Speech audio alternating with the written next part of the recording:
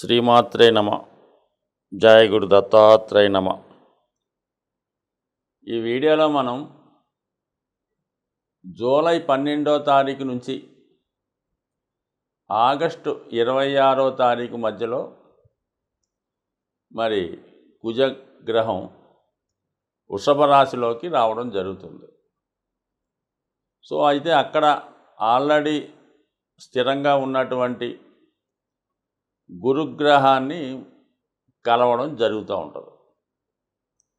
So ఏదైనా ఇది ఒక అద్భుతమైనటువంటి యోగం, అంటే ఈ గురు కుజుల కలయిక. మరి ఈ కలయిక వివిధ రాశుల వారికి ఆ ప్రభావం ఏ విధంగా ఉండబోతుంది అని పరిశీలించే ముందు అసలు గురుగ్రహం కుజగ్రహం వాటి కారకత్వాలు, అవి ఏ ఏ భావాల మీద ఎక్కువగా దాని ప్రభావం చూపుతుంటాయి, మరి గురువు కుజుడితో కలిసి ఉండడం వలన గురువుకి లాభమా కుజుడికి లాభమా అనే విషయాన్ని కూడా మనం పరిశీలించాలి. అంటే మనకి రాశి చక్రంలో ఉన్నటువంటి 9 గ్రహాల్లో కామన్గా అన్ని గ్రహాలు కూడా పరస్పరం మానవ జీవితం మీద, ప్రతి జాతకుడి మీద ప్రభావం చూపుతుంటాయి. కానీ సౌలభ్యం కోసం కొంతమంది ఋషులు కొన్ని గ్రహాలు కొన్ని రాశుల వారికి ఉపయోగపడతాయి, మరికొన్ని గ్రహాలు కొన్ని రాశుల వారికి ఉపయోగపడడం అనే విధంగా జస్ట్ వాళ్ళు నిర్ణయించడం జరిగింది. కానీ ప్రభావం చూపడంలో ఇంచుమించుగా అన్నీ కూడా సమానంగా చూపుతుంటాయి. సో ఈ గురుగ్రహం లక్షణం ఏంటంటే, గురుగ్రహం ఏ భావంలో ఉంటే ఆ భావ ఫలితాల్ని బాగా పెంచడం జరుగుతుంది, ఎక్స్పాండ్ చేయడం జరుగుతూ ఉంటుంది. సో అలాగే మరి గురువు ఏ రాశిలో ఉంటే ఆ శరీర భాగం కూడా కొద్దిగా ఎక్స్పాండ్ అయినట్టుగా, కొద్దిగా పుష్టిగా కనబడడం జరుగుతూ ఉంటుంది.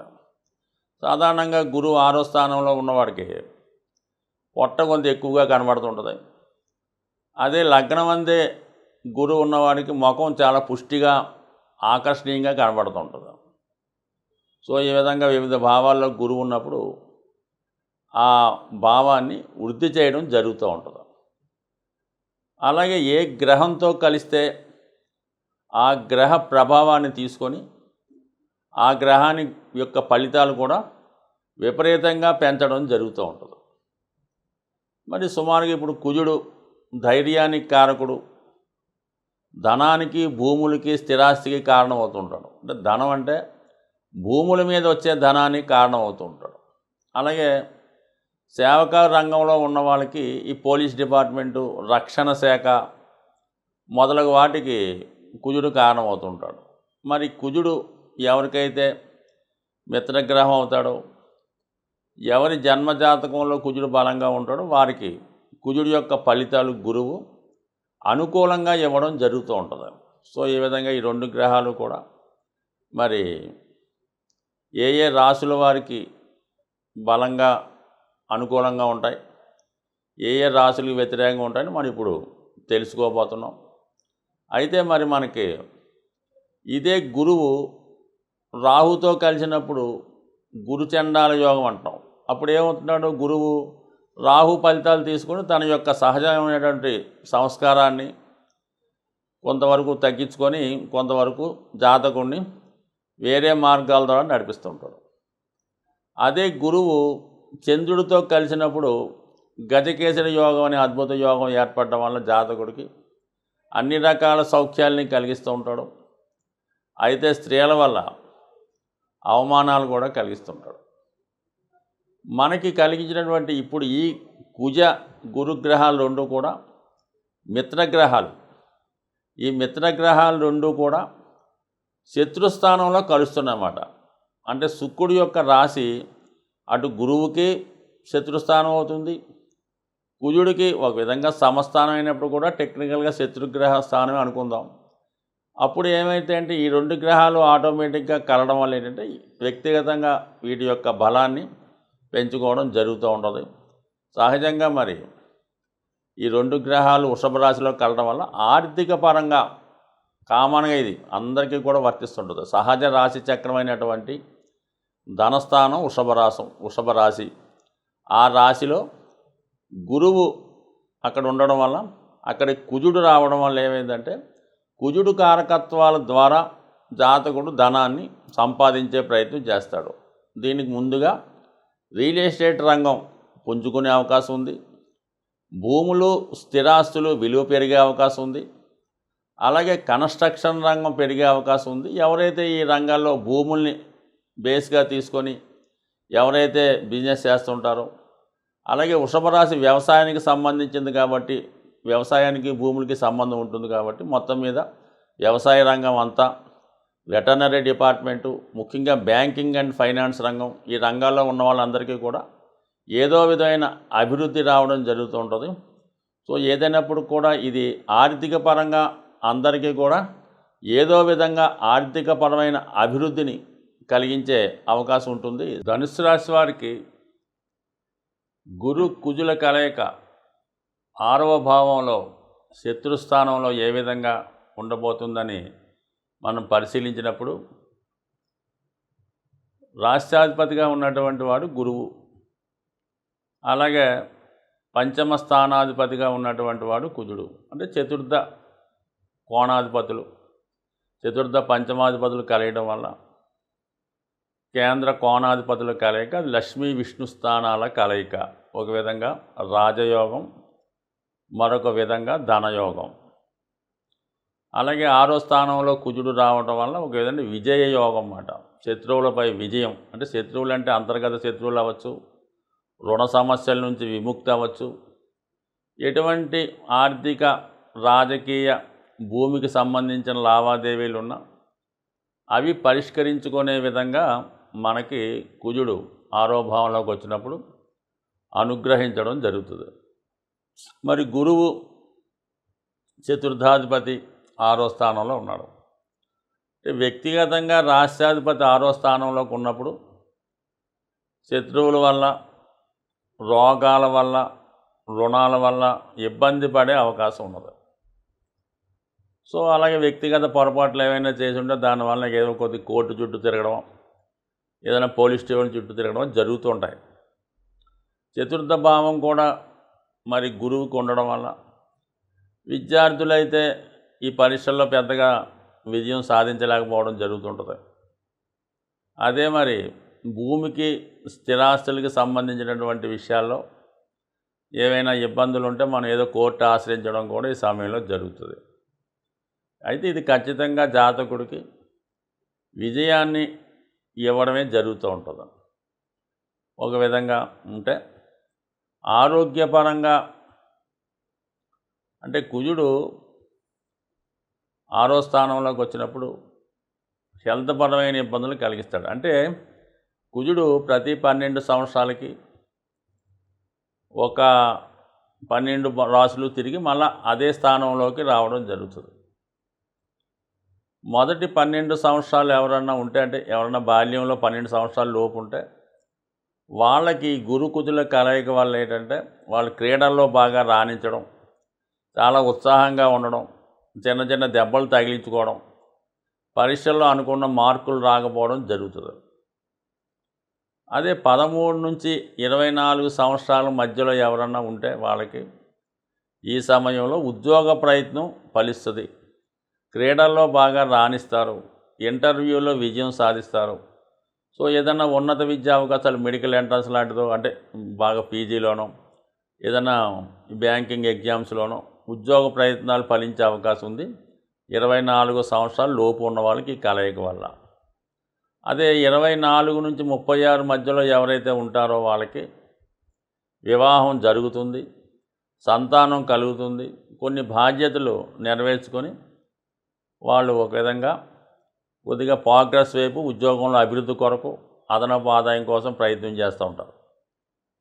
మరి 36 నుంచి 48 మధ్యలో ఉన్నవాళ్ళు ఎవరన్నా ఉంటే వాళ్ళు ఏదైనా గృహ నిర్మాణం చేసుకోవడం, ఆరోగ్యపరంగా జాగ్రత్తలు తీసుకోవడం ఈ విధంగా జరుగుతుంటుంది. 60 పైన ఉన్నారనుకోండి ఎవరన్నా, 60 నుంచి 72 సంవత్సరాల మధ్యలో ఉన్న వాళ్ళకి షుగరు, థైరాయిడు, అలాగే ఈ గాల్ బ్లాడరో, ఏదైనా యూరిన్ ప్రాబ్లమో, ఇటువంటి ఉన్న వాళ్ళకి, కిడ్నీ సంబంధించిన సమస్యలు ఉన్న వాళ్ళకి ఖచ్చితంగా ఈ సమయంలో ఆరోగ్యపరమైనటువంటి జాగ్రత్తలు తీసుకోవడం, తగు వైద్యుడిని సంప్రదించి ఏదైనా అవసరమైతే ఒక సర్జరీ లాంటిది ఏమైనా చేయించుకోవలసి వస్తే ఖచ్చితంగా చేయించుకుంటే ఆరోగ్యపరంగా బాగుండే అవకాశం ఉంది.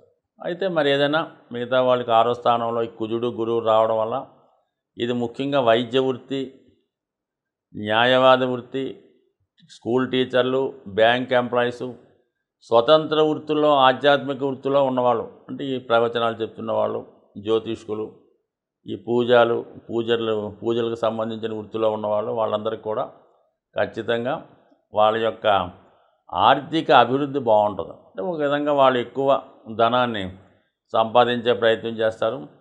కొంతవరకు ధనాన్ని చట్టబద్ధంగా, న్యాయబద్ధంగా డిమాండ్ చేసి ఎదటివారి దగ్గర వసూలు చేయడం కూడా జరుగుతూ ఉంటుంది. అంటే ఎంతన్నా ఈ ధనుసు రాశి వారు ఎక్కువగా పర్ఫెక్ట్గానే ఉంటారు. మోసం చేసే ధనం అంటే వీళ్ళకి పెద్దగా నచ్చదు. అందువల్ల నిజాయితీగా ధనం సంపాదించే ప్రయత్నం చేస్తారు. సో ఈ విధంగా నిజాయితీగా ధనం సంపాదించడం, ఈ ఆధ్యాత్మిక వృత్తిలో ఉన్న వాళ్ళకి ఈ పౌరోహిత్యం మొదలగు వేదాలకు సంబంధించినటువంటి యజ్ఞ యాగాదులు చేస్తున్న వాళ్ళకి మరి ఈ సమయంలో వాళ్ళు వృత్తికి తగు విధంగా, కష్టానికి తగు విధమైన ప్రతిఫలం వచ్చే అవకాశం ఉంటుంది. ప్రతి సమస్యకి ఒక పరిహారం ఉంటుంది. ప్రతి గ్రహానికి కూడా ఒక విధమైనటువంటి పరిష్కారం ఉంటుంది. గురుగ్రహం మనకి అనుకూల భావాల్లో ఉన్న, వ్యతిరేక భావాల్లో ఉన్న ఆ ఫలితం మనకు కావాలంటే ఖచ్చితంగా మరి గురుగ్రహానికి దైవ ఆరాధనతో ఖచ్చితంగా గురువుని ప్రసన్నం చేసుకోవచ్చు. గురువుని చాలా సులభమైన మార్గంలో మనం తృప్తిపరచవచ్చు. అదేంటంటే గోసేవ, గోవుల్ని సేవించడం, గోవుల్ని రక్షించడం, అలాగే గోవులకి తగు విధమైన ఆహారాన్ని ఇవ్వటం వల్ల, గోశాల దర్శించి అక్కడ సాధ్యమైనంత వరకు ఆ గోశాలని శుభ్రం చేసే కార్యక్రమం చేయాలి. అంటే శుభ్రంగా దాన్ని తుడిసి, అక్కడ ఉన్నటువంటి మాలిన్యం ఏమైనా అంటే శుభ్రంగా తీసేసి చక్కగా దాన్ని తుడిసి చాలా నీట్గా ఉన్నట్టు ఉండాలి. సో అలాగే దాని తర్వాత ఏంటంటే గోవులకి మీరు ఏదైనా ఆహారాన్ని కూడా అంటే అక్కడ ఉన్నటువంటి వాతావరణం అదంతా శుభ్రం చేయడం వల్ల ఖచ్చితంగా మీకు ఎటువంటి దోషం అన్నా పరిహారం అవుతుంది. అక్కడికి ఏళ్ళనాటి శనిలో, జన్మశనిలో, అష్టమ శని లాంటిది ఉన్నా కూడా మీకు అటువంటి అవకాశం వస్తే గోశాలని పరిశుభ్రం చేసే కార్యక్రమం చేయండి. శుభ్రంగా దాన్ని తుడిచి దాన్ని శుభ్రం చేయండి, ఖచ్చితంగా మీకు బాగుంటుంది. అలాగే మీకు అవకాశం ఉంటే గోవులకి మంచి గాలి తగిలేలాగా ఒక 4 ఫ్యాన్లు, ఒక 3 ఫ్యాన్లు అక్కడ గోవులకి తగిలేలాగా ఏర్పాటు చేయడం. అయితే గోవులకి మరి శనగలు ఆహారంగా ఇవ్వడం వల్ల, అంటే ఆ గోవుకి ఏంటంటే గోవు దేవతా స్వరూపం కాబట్టి మరి భక్తుడు మనకి ఎందుకు సేవ చేస్తున్నాడు అని వాడికి ఏం తెలుస్తుంది? ఈ రూపంలో మాట మరి శనగలు ఇవ్వటం వల్ల ఓహో వీడు విద్య కోసం, గురుగ్రహ అనుగ్రహం కోసం వచ్చాడు. కందులు పెడతారు మంగళవారం రోజు నానబెట్టి, ఓహో వీడు పెళ్లి కోసం, కుజగ్రహం అనుగ్రహం కోసం వచ్చిన గోవుకి తెలిసి అది మనకి ఇచ్చే ప్రయత్నం చేస్తుంటుంది. అంటే గోవు డైరెక్ట్గా ఇచ్చేస్తుంది. మీకు ఏ దేవతని మీరు అక్కర్లేదు. గోవు మీకు డైరెక్ట్గా ఇచ్చే అన్ని సకల సౌకర్యాలు గోవు ద్వారా పొందే అవకాశం ఉంటుంది. మీకు పురాణాల్లో కూడా తెలుసు. అందువలన ఏంటంటే గోవుని కోరితే ఖచ్చితంగా ఇస్తుందన్నమాట. సో అలాగే మరి కుజుడు కూడా కలిసి ఉన్నాడు కాబట్టి మంగళవారం రోజు లేదా మంగళవారం రోజే మీరు గోశాలకు వెళ్ళి గోవుకి నానబెట్టినటువంటి కందులు లేదా దాంతో బెల్లం ముక్క కలిపి, లేదంటే చెరుకు, అంటే చెరుకు పిప్పి కానీ చెరుకు దవ్వ ఏదో ఉంటుంది అది ఇవ్వచ్చు. ఇంకా అద్భుతమైన రెమెడీ, మీరు చాలా ఇబ్బందుల్లో ఉన్నారు, అప్పులు కురిగిపోయారు, ఇంకా మీరేం చేయలేరు అనుకున్నాం, అప్పుడు ఆ గోశాలకు వెళ్ళి మీరు ఎంత బరువు ఉన్నారో అక్కడ చూపించుకోండి. మీరు ఒక 60 కేజీలు ఉన్నారనుకోండి, 60 కేజీలకి బెల్లం ఎంత ఖరీదు అవుతుంది, కేజీ 100 రూపాయలు, 6000 అక్కడ డొనేట్ చేయండి. వాళ్ళు దేనికి ఉపయోగిస్తారో మనకు అనవసరం, మీరు అక్కడ డొనేట్ చేయండి. మీకు ఓపిక ఉంటే 60 కేజీల బెల్లం కొని తూకం వేసుకొని అక్కడ ఇవ్వండి. ఖచ్చితంగా మీకు మరణ సమస్యన ఇంకా ఉరిశిక్ష పడిపోయినా దాని నుంచి తగ్గిపోయే అవకాశం ఉంది. ముఖ్యంగా మరి ఈ కుజ గురులు అనుగ్రహించాలంటే గోవుతో పాటు ఆంజనేయ స్వామిని ఆరాధించడం వల్ల, అలాగే హనుమాన్ చాలీసా పారాయణ వల్ల ఖచ్చితంగా మీకు ఈ 2 గ్రహాలు కూడా మీకు అనుకూలమైన ఫలితాలు ఇవ్వడంలో ఖచ్చితంగా సహాయపడతాయి. ఫలితాలు కూడా చాలా శీఘ్రంగా ఇచ్చే అవకాశం ఉంటుంది. స్వస్తి.